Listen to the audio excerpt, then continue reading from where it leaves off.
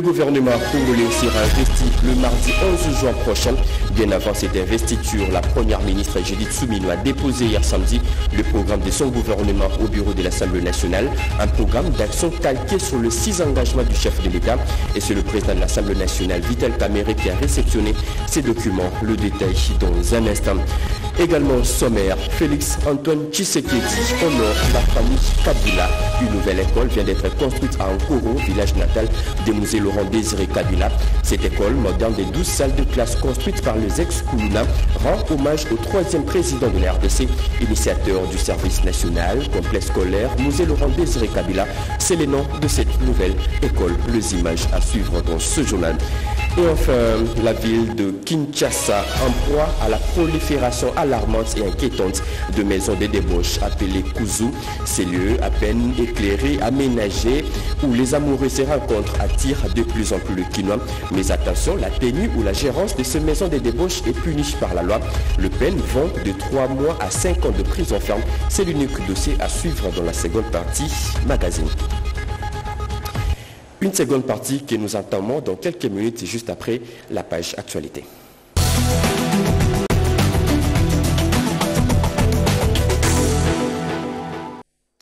Mesdames et messieurs, encore une fois, bienvenue à vous sur une région à la radio-télévision nationale congolaise. Je le dis à l'ouverture de ce journal, le gouvernement congolais sera investi le mardi 11 juin prochain. Bien avant cette investiture, la première ministre Judith Suminwa a déposé hier samedi le programme de son gouvernement au bureau de l'Assemblée nationale, un programme d'action calqué sur les 6 engagements du chef de l'État. Et c'est le président de l'Assemblée nationale, Vital Kamerhe, qui a réceptionné ces documents. Plus de précisions avec Anim Balaka. Ce programme a été conçu pour répondre aux 6 paliers du programme du président de la République, Félix Antoine Tshisekedi Tshilombo, dévoilé lors de son investiture en janvier dernier. Un programme focalisé sur des actions liées à la création de plus d'emplois, à la protection du pouvoir d'achat des ménages en stabilisant les taux d'échange, à la sécurité des populations et de leurs biens, à la poursuite de la diversification de l'économie, à l'accès aux services sociaux de base et au renforcement de l'efficacité des services publics. Je suis venu aujourd'hui accomplir mon devoir constitutionnel en déposant le programme du gouvernement sur la base duquel ce gouvernement va être investi. Nous avons travaillé sur base de 6 engagements du chef de l'État tels qu'il les a libellés au moment de sa campagne électorale et au moment de son investiture. Donc dans nos priorités, il y a notamment la nécessité de créer plus d'emplois, la nécessité d'améliorer le pouvoir d'achat de la population congolaise, la nécessité sur base en consolidant les acquis de la mandature passée, la nécessité d'avoir plus d'infrastructures en termes de routes terrestres, voies fluviales, voies aériennes, chemins de fer, nécessité aussi d'améliorer les questions en rapport avec le renforcement des capacités humaines. Donc là, on va toucher notamment au renforcement de l'administration au niveau de la fonction publique notamment, plus de justice, un meilleur accès à la justice et aussi une amélioration du climat des affaires avec notamment un accent sur la corruption, la lutte contre la corruption et sans oublier la nécessité aussi de travailler sur les questions environnementales parce que comme vous le savez aujourd'hui, le changement climatique a un impact sérieux sur le monde entier et nous en RDC nous sommes impactés, notamment rien qu'à voir ce qui se passe aujourd'hui avec la culture du maïs, nous n'avons pas eu suffisamment de pluie et donc tout cela sont des questions sur lesquelles nous devons travailler parce que ça touche le quotidien de la population congolaise. La plénière consacrée à l'audition du discours programme de ce gouvernement sera convoquée la semaine prochaine afin que les députés nationaux puissent analyser les objectifs prioritaires du gouvernement et apporter leur pierre à l'édifice. L'analyse et les débats des élus nationaux seront focalisés sur la représentativité territoriale sur toute l'étendue du pays dans les actions prévues par ce programme. Nommé sur ordonnance présidentielle le mercredi 29 mai 2024, le nouveau gouvernement de la République démocratique du Congo est en voie d'être investi par l'Assemblée nationale. L'Union sacrée de la nation a affiché son unité hier samedi. Elle fait bloc autour de la première ministre avant l'investiture du gouvernement. Tous les députés nationaux membres de l'Union sacrée ont été édifiés sur les grands axes du programme d'action du gouvernement. Des détails avec François Soubouela, Pompoumba et Patrick Djoukoukou. Unis autour de la première ministre sous les chapiteaux du Grand Hôtel Kinshasa, plus de 400 députés nationaux de la majorité parlementaire ont répondu à son invitation. La chef du gouvernement Judith Suminwa a, avant le grand oral de mardi 11 juin à l'Assemblée nationale, résumé quelques points directs du programme de son gouvernement. Document qu'elle va présenter et défendre devant les élus en vue d'obtenir l'investiture de son équipe couvre la période de 2024 à 2028. Ce programme est basé sur les 6 engagements du président de la République annoncés le jour de sa prestation de serment. Ce programme représente notre vision stratégique pour le développement économique, social et politique de notre pays pour les 5 prochaines années. Il traduit notre ferme volonté de consolider les acquis du premier mandat de son Excellence Félix-Antoine Tshisekedi, président de la République, en vue de parachever l'avènement d'un Congo plus uni, mieux sécurisé, avant-gardiste, à la souveraineté affirmée et plus prospère.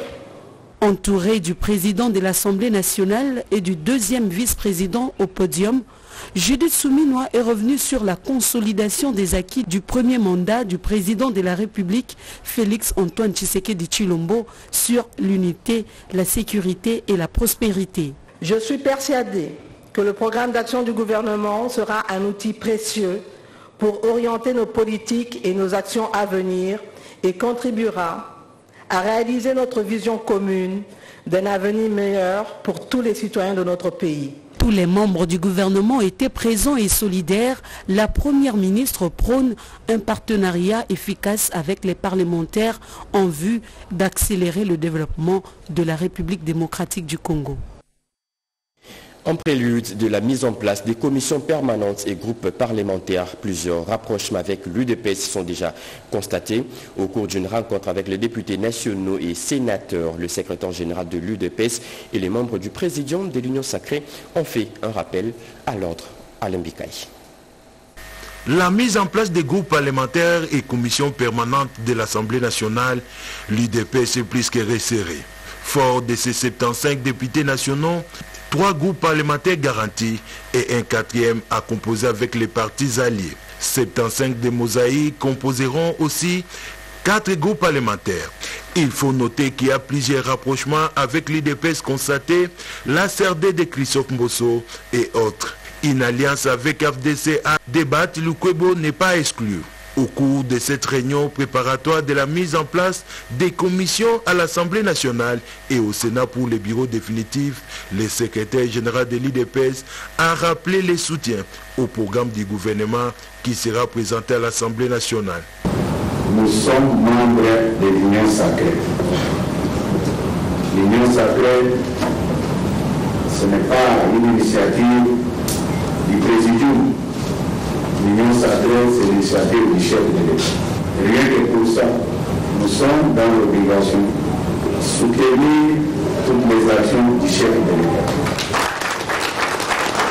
La solidité du bloc est ici évoquée par l'honorable Modeste Sebahati, membre du présidium de l'Union sacrée. Notre rencontre doit cimenter notre amour, notre solidarité et notre combativité. Nous devons former un bloc solide. J'aimerais que les députés et sénateurs de l'AFDC se lèvent pour saluer cette initiative.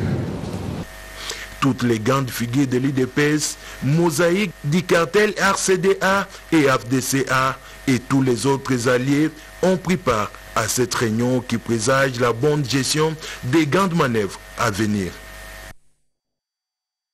Le Sénat aura d'ici le 15 juin prochain son règlement intérieur. Une commission spéciale composée de 50 membres chargés d'élaborer ces règlements vient d'être mise en place. C'était au cours d'une plénière qui a aussi procédé à la validation des pouvoirs de 16 autres sénateurs nouvellement élus, dont le doyen Jonas Mukamba. C'est un reportage de Christian Tako et Guélor Kimpianga. Au cours de la séance plénière de ce samedi 8 juin, la Chambre haute du Parlement congolais a mis en place une commission spéciale chargée d'élaborer les règlements intérieurs du Sénat sous la direction de son président, l'honorable Pascal Kimbelo Lumbo. Cette commission est constituée de 2 délégués par province et 4 pour la ville de Kinshasa, soit 50 membres des 24 provinces. Le speaker de la Chambre haute a accordé un délai de 6 jours pour ressortir parmi les dispositions qui existent des amendements en vue de produire un texte potable à soumettre à la plénière pour approbation. Auparavant, l'Assemblée plénière a adopté les rapports de la commission spéciale chargée de la validation des pouvoirs des 16 sénateurs nouvellement élus. À ce jour, 100 sénateurs ont vu leur pouvoir validé et parmi eux le doyen des doyens, l'honorable sénateur Mukamba Kadiata Nzemba Jonas, une icône dans ce pays qui a réussi à se faire élire dans une province qui n'est pas la sienne. C'est une marque de reconnaissance pour tout ce qu'il a fait pour ce pays et preuve d'unité et de cohésion nationale. Nous lui rendons hommage et nous espérons profiter de son expertise et de l'expérience qu'il possède. Conformément aux dispositions de l'article 108 de la Constitution et 78 de la loi électorale, les honorables Lutundula et Mukenge Chai ont écrit au bureau provisoire pour exprimer leur option de demeurer au Sénat. Pour sa part, l'honorable Jacques Tiaboula Katwe a renoncé à son mandat de sénateur dans une correspondance. L'Assemblée plénière en a pris acte. Les ministres de la Communication et Médias, Patrick Mouyaya, et les ministres sortants des Sports, François-Claude Kaboulou, ont participé au lancement officiel d'un nouveau projet dénommé Pour elle, Sport et Culture, un projet qui vise la construction des infrastructures sportives. Le lancement a eu lieu hier dans la commune de la Bandalungwa. Gaëtan Magalano était sur place. C'est un projet qui cimente la coopération franco-congolaise qui existe depuis 2 années. Au terrain allemand de Bandalungwa, Patrick Mouyaya, ministre de la Communication et Médias, aux côtés du ministre sortant de Sport, assiste au lancement officiel du projet Pour elle, Sport et Culture. L'événement est très significatif pour le résident de cette commune considérée Paris, Jared Pandou, élu de Bandalungwa, bourgmestre, conseillers municipaux, sportifs et artistes de cette municipalité n'ont pas voulu rater l'événement. En présence de l'ambassadeur de France en RDC, le ministre François-Claude Kaboulou déclare que ce projet permettra aux générations actuelles et futures de développer leurs talents. Les objectifs sont très clairs, réhabiliter les infrastructures de proximité, les améliorer, là où il n'y en a pas, construire pour permettre à notre jeunesse de trouver des repères. Pour la directrice de l'Agence française de développement, ces projets visent la construction des infrastructures sportives et culturelles dans le commune de Lansele, Kimbanzeke, Limete et Lingwala. Ça va être un instrument d'attractivité du territoire, ça va être en plus de terrains aux normes qui vont permettre de compétition.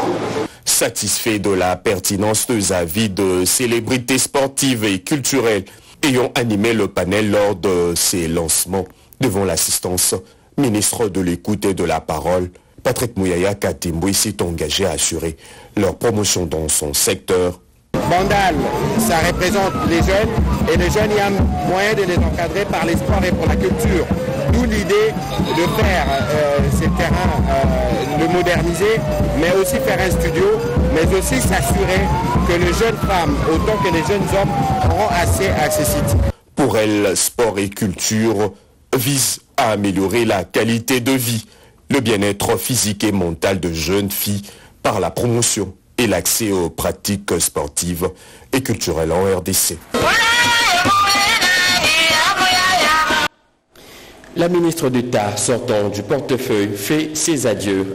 Adèle Kainda Maïna a réuni hier autour d'elle le membre de son cabinet et le responsable des structures sous sa tutelle pour un dernier échange. Elle les a remerciés pour la collaboration durant les 3 années passées à la tête de ces ministères. Angèle Mabiala et Lutumba et Olivier Mugongo ont assisté à cette cérémonie de revoir.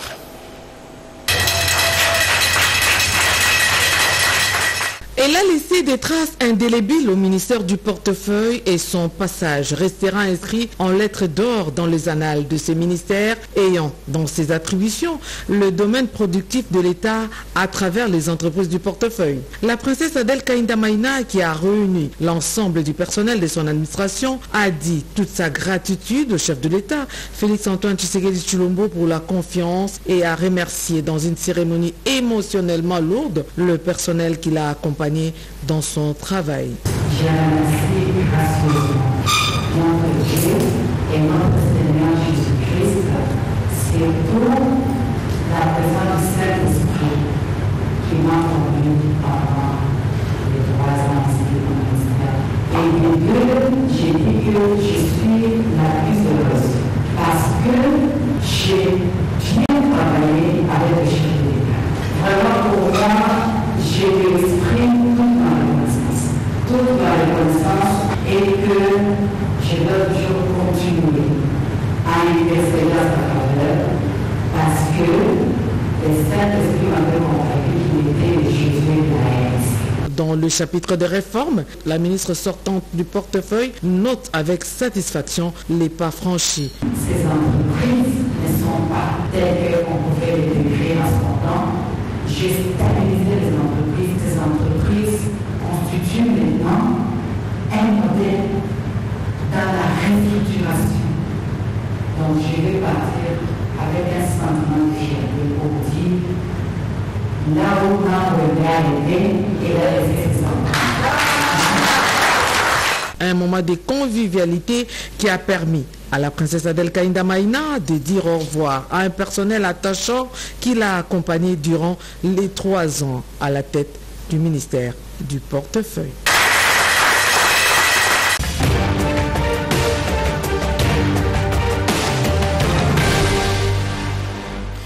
Déjà des pleins pieds dans la seconde partie de cette édition, essentiellement magazine, nous l'ouvrons par l'hebdo du président de la République. Notre confrère Pierre Kibambeso Moïsa revient sur les échanges entre le chef de l'État et le président de l'Assemblée nationale. Félix-Antoine Tshisekedi a aussi au cours de cette même semaine discuté avec le président du bureau provisoire du Sénat.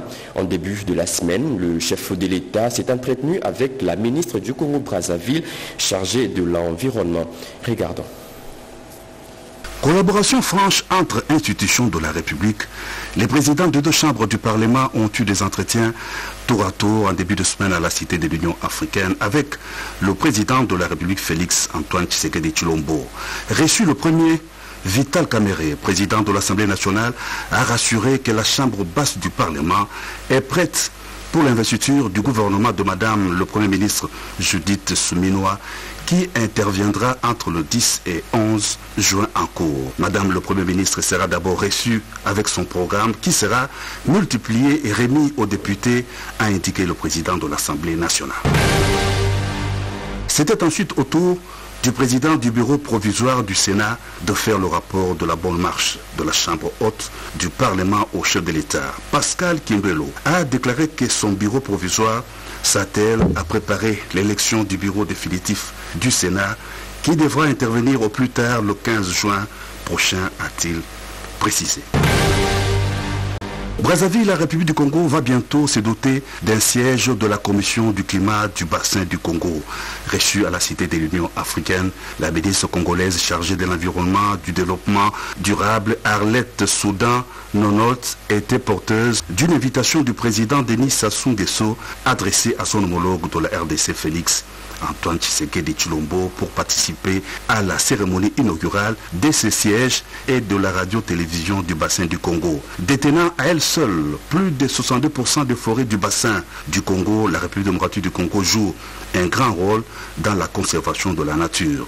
La ministre congolaise a souligné l'importance de la RDC et de la République du Congo dans la régulation du climat grâce aux tourbières que détiennent les 2 pays. Ancienne envoyée spéciale du chef de l'État pour la nouvelle économie du climat, la ministre déléguée près le ministère de l'Environnement, Madame Stéphanie Mbombo, a pris part à cette entrevue. Les échanges entre la première ministre Judith Suminwa et tous les membres de son équipe ont attiré l'attention de notre rédaction cette semaine. Plusieurs autres activités phares ont eu lieu cette même semaine, comme le déroulement de l'examen national de fin d'études primaires INAFEP édition 2024 et aussi le début du procès d'une cinquantaine de présumés assaillants du dernier coup d'État manqué, la condamnation du pasteur Cass à 11 ans de prison et la célébration de la Journée mondiale de l'environnement figurent également parmi les informations qui ont dominé cette semaine. Si vous avez manqué un fait, Pierre Mbouy fait le tour de ces actualités phares de la semaine en quelques minutes. Divers sujets d'intérêt général ont marqué l'actualité nationale tout au long de la semaine qui vient de s'achever. La première ministre chef du gouvernement a présidé la réunion de prise de contact avec les membres de son équipe. Belle opportunité pour elle de leur présenter succinctement les axes phares de son programme et une feuille de route qui se greffe sur les 6 piliers du vaste et transversal projet de développement du président de la République. Intense activité professionnelle ou grande retombée parlementaire menée par le président de l'Assemblée nationale et les autres membres du bureau de la Chambre basse du Parlement. Parmi les dites activités, nous pouvons épingler les consultations avec plusieurs regroupements politiques et caucus de députés nationaux pour faciliter l'investiture en mode d'urgence du gouvernement dans les prochains jours, sans oublier une série d'audiences et séances de travail avec une frange de certaines forces vives du pays. À la Chambre haute du Parlement, les sénateurs de la 4e législature ont vu leur mandat être validé par la commission mise sur pied quant à ceux. C'était au cours d'une plénière présidée par les doyens d'âge du bureau provisoire, plénière au cours de laquelle les membres de ces commissions ont eu à présenter leurs rapports auprès de leurs collègues sénateurs.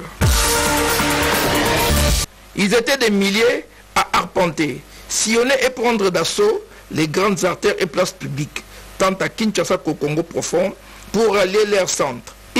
Ce sont les élèves finalistes engagés à concourir aux épreuves de l'examen national de fin d'études primaires ENAFEP. À la fondation Denis Nyakeru Tshisekedi, 3 appareils PEMPA neufs, d'échographie, de dialyse et de l'endoscopie, appareils à même de soulager tant soit peu les patients qui souffrent de ces maladies, dont faits par la société Congo Environment, ont été réceptionnés par la première dame de la République démocratique du Congo. Démarrage au courant de la semaine du procès des 53 putschistes à la prison militaire d'Indolo dans la commune de Barumbu. C'est hors la loi et assaillant, appréhendé par les forces de défense et de sécurité dans la foulée des attaques armées menées contre la résidence du président de l'Assemblée nationale et du cabinet du chef de l'État, situé au palais de la Nation, qui se retrouvent dans les box des accusés, sont poursuivis judiciairement. Les reprochés aux assaillants les infractions ci-après, attentats, terrorisme, détention illégale des armes et des munitions de guerre, tentative d'assassinat, association des malfaiteurs, meurtre et financement du terrorisme. À l'instar d'autres pays de la planète, la République démocratique du Congo, l'un des poumons de la biodiversité, avec son bassin, a elle aussi célébré la Journée mondiale de l'environnement. Placée sous le thème « La restauration des terres, la désertification et la résilience à la sécheresse », la commémoration de cette journée a vu les autorités politico-administratives et socio-professionnelles du pays organiser une plurielle et variée d'activités à même de sensibiliser les publics dans la célébration des actions en faveur de la protection de l'environnement. Et en marge de la célébration de cette journée mondiale, les ministres des communications et médias a lancé le tout nouveau média environnemental dénommé Mongobay. À la radio-télévision nationale congolaise, après 45 jours d'intenses travaux, la commission de la réforme de la grille des programmes a clôturé ses travaux. Une clôture sanctionnée par les dépôts du rapport auprès de Madame la directrice générale de la RTNC. En société, pendant que la nation congolaise tout entière s'attelle à lutter efficacement contre les armes légères et petits calibres à travers l'élaboration d'une feuille de route imposable à tous, certains habitants de la commune de Lemba se sont réveillés en milieu de semaine dans une super effroyable au lycée Mpiko de cette municipalité avec la découverte d'une arme comprenant des munitions. Dans la commune de Barumbu, les célèbres marchés Epolo, situé au croisement des avenues Kabambare, Itaga et Progrès, qui est menacé d'expoliation par certains inciviques ennemis de la nation, a bénéficié d'une itinérance administrative de certaines personnalités de notabilité de cette municipalité qui se sont imprégnées de la situation et ce après avoir effectué une descente à la cité Kitoko où les maisons étaient incendiées. Enfin, une semaine noire à la radio-télévision nationale congolaise qui vient de perdre l'un de ses talentueux journalistes et présentateurs des journaux télévisés et parlés à la radio, à la personne de Fabrice Wanzeng Djokoli Kosama, élevé dernièrement au rang de directeur provincial de la RTNC Nord Ubangi.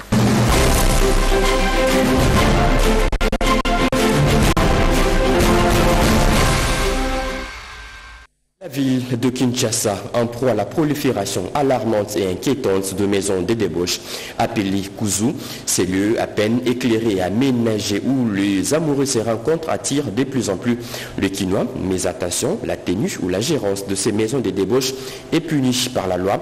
Le peine vont de 3 mois à 5 ans de prison ferme. Vous suivrez un magistrat du parquet général de Matete que notre consoeur Fifi Mukundi a interrogé. C'est l'unique dossier de ces journaux magazines. Ces banderoles sont loin de la sensibilisation sur la vaccination ou sur la prévention contre une maladie ou encore sur l'évangélisation, mais plutôt pour inciter à la débauche. Il suffit de lire les écrits qui s'y figurent pour se rendre compte. Tel hôtel chambre 2000 francs congolais seulement et tel autre hôtel chambre 5000 francs congolais. Ces tarifs comptent pour 2 heures d'occupation afin de maintenir le rythme de la rotation. Certes, cette tarification semble détourner la mission fondamentale de ces cadres d'hébergement. L'hôtel, le prix est fixé du jour au jour et c'est un prix unique et précis. Cet hôtel-là est métamorphosée en maison de passe. C'est une source de revenus pour les propriétaires, mais un danger moral et sanitaire pour la clientèle qui s'expose aux diverses maladies car les conditions hygiéniques ne s'y prêtent pas. Un autre phénomène décrié est celui d'Ikuzu. Ces lieux de tolérance des fortunes que sont les terrains de football dans certains quartiers de la capitale et beaucoup d'autres espaces à ciel ouvert qui servent aussi des Kuzu pendant la nuit. Les rares des Kuzu aménagés s'associent à des pour la consommation qui fait des droits d'accès à un prix au double ou au triple. C'est vraiment honteux. Ici chez nous, où la prostitution devient quelque chose de banal, ça se fait à ciel ouvert, même pendant la journée. Vous êtes enfermé dans ce que moi j'appellerais le case, pas un case en verre, mais qui se voit, on vous voit comme ça. Kuzu, comme tous ces hôtels à marge de leur mission, constituent des pratiques de mauvais goût aux mœurs et à l'éducation des enfants. Le bénéfice dans cette opération de rabattre les prix de chambres d'hôtel, ça rime à quoi? Est-ce que ça construit ou ça détruit la jeunesse? Là, c'est notre jeunesse qui est exposée. Jeunes. Ces banderoles de publicité placées le long des artères de Kinshasa pour promouvoir des maisons de tolérance, ce genre de comportement détruit complètement la jeunesse congolaise. Autrefois, ces lieux étaient réservés aux adultes, mais hélas, aujourd'hui, avec les prix au rabais, c'est la jeunesse qui en pâtit. Au-delà de la moralité en péril, ces initiatives fâchent la loi à la matière. Tout le monde tombe sous les coups de l'article 174B de la loi 06/018 du 20 juillet 2006 qui modifie et complète notre code pénal. C'est la loi sur les violences sexuelles, comme on le dit. En fait, on qualifie le fait de la tenue habituelle d'une maison de débauche. La tenue consiste à quoi? La tenue consiste dans l'administration, la gestion. Tout local que tu peux mettre, madame, à la disposition de quelqu'un à des fins sexuelles. L'infraction est consommée par le simple fait de détenir, d'administrer, de gérer telle maison. Et là, on s'occupe bien et de l'employé, de l'agent, du gérant et voire même les propriétaires. Et ce sont des infractions qui sont... c'est une infraction punissable de 3 mois de servitude pénale, c'est-à-dire de prison, jusqu'à 5 ans pour ce qui concerne les adultes. Et ça va de 10 à 20 ans pour ce qui concerne lorsque vous amenez dans ces causes une mineure. Devant ces phénomènes sociaux qui gangrènent la société, il est plus qu'urgent que les autorités compétentes arrêtent cette hémorragie de la débauche à la criée.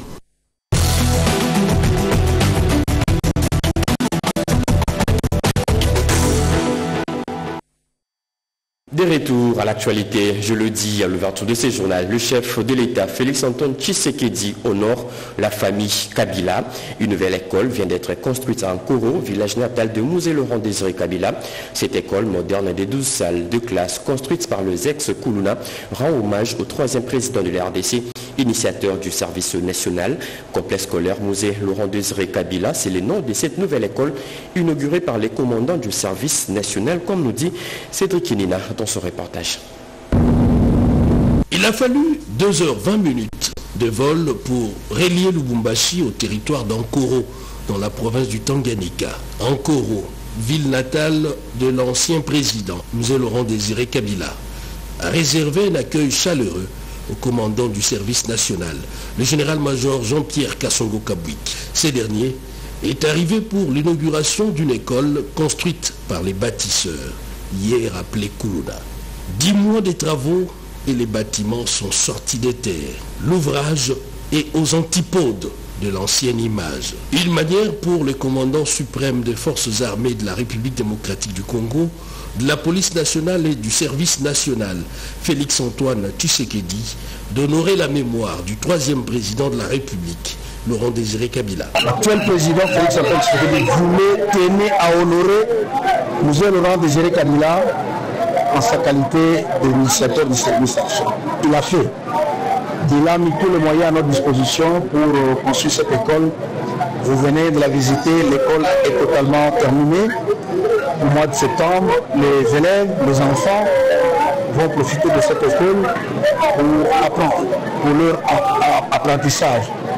C'est un sentiment d'avoir accompli une mission qui me fut donnée par la haute hiérarchie du pays et j'en suis fier. D'autres ouvrages du même standard seront construits dans le chef-lieu d'autres provinces. Les archives à l'honneur. Le monde célèbre aujourd'hui, 9 juin, la journée internationale des archives. À Kinshasa, l'Institut national des archives du Congo, INACO, a organisé pendant 6 jours la semaine internationale des archives, du travaux qui avait pour thème les archives en RDC à l'ère numérique. Renette Koulonga pour le reportage. 9 juin consacré à la journée internationale des archives par le Conseil international des archives, ICA, depuis 1948. Pour cette année 2024, l'Institut national des archives du Congo, INACO, a organisé pendant 6 jours, du 3 au 8 juin, la semaine internationale des archives, avec comme thème international, Cyber Archives et national, les archives en République démocratique du Congo à l'ère du numérique. Pour nous, c'est un signal que de plus en plus, tout le monde s'intéresse à la problématique des archives, aux problèmes donc spécifiques qui se posent dans le domaine des archives. Nous voudrions que tout s'organise, que toutes les questions liées aux archives passent par l'INACO. Peu connu, nous sommes peut-être et parfois ignorés. C'est l'occasion de nous rappeler que l'INACO existe avec ses innombrables missions. Nous existons, nous sommes là pour accompagner les gouvernements qui nous considèrent d'ailleurs. Ces deux thèmes ont permis aux professionnels d'archives de la gestion des documents et de secteurs connexes tels que l'informatique et la communication à réfléchir, à débattre et à partager des connaissances au sujet de ces 3 sous-thèmes, à savoir le rôle des archives dans la gouvernance moderne, le défi et opportunité de la digitalisation des archives, et enfin, renforcer le réseau d'archivistes à travers les innovations. C'est fini pour ce journal de 7 heures. Mesdames et messieurs, ce journal a été réalisé par Louison Moulongo et Capella. La partie technique a été assurée par Henri Alimassi, Alain Saudi.